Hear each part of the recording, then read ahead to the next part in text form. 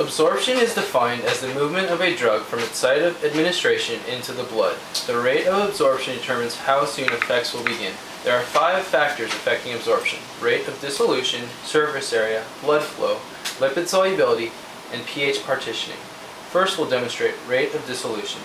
Before a drug can be absorbed, it must first dissolve. Hence, the rate of dissolution helps determine the rate of absorption. Drugs that dissolve quicker are absorbed quicker. Drugs that dissolve slower will be absorbed more slowly. The liquid medication is already dissolved, so it will be absorbed much more quickly than the Alka-Seltzer tablet, which is still dissolving. Next is surface area. The surface area available for absorption is a major determinant of the rate of absorption. The larger the surface area, the faster absorption will be. For this reason, orally administered drugs are usually absorbed from the small intestines rather than the stomach. We have 2 sponges of different sizes. We will pour the same amount of liquid in each sponge. The larger of the 2 will take in more fluid than the smaller sponge due to its greater surface area. Next, we'll demonstrate blood flow. Drugs are absorbed most rapidly from sites where blood flow is high. Because blood containing newly absorbed drugs will be replaced rapidly by drug-free blood, thereby maintaining a large gradient between the concentration of drug outside the blood and the concentration of drug in the blood. The greater concentration gradient, the more rapid absorption will be. Here we have 2 glasses of water. We will drop equal amounts of food coloring into each cup.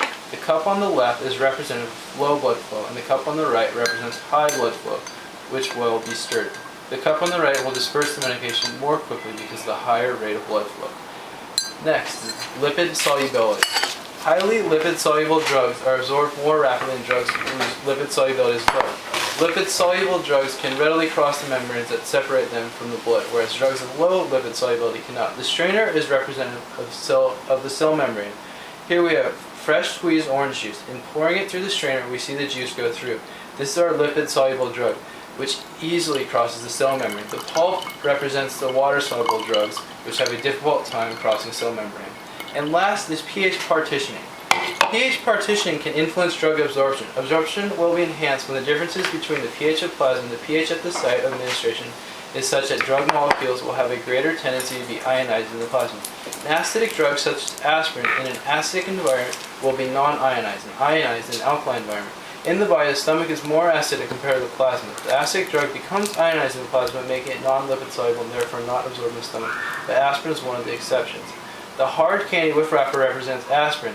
Aspirin enters the basic environment and becomes ionized, losing a proton represented by the loss of its wrapper. Once it occurs, it remains in the plasma, represented by the bowl of water.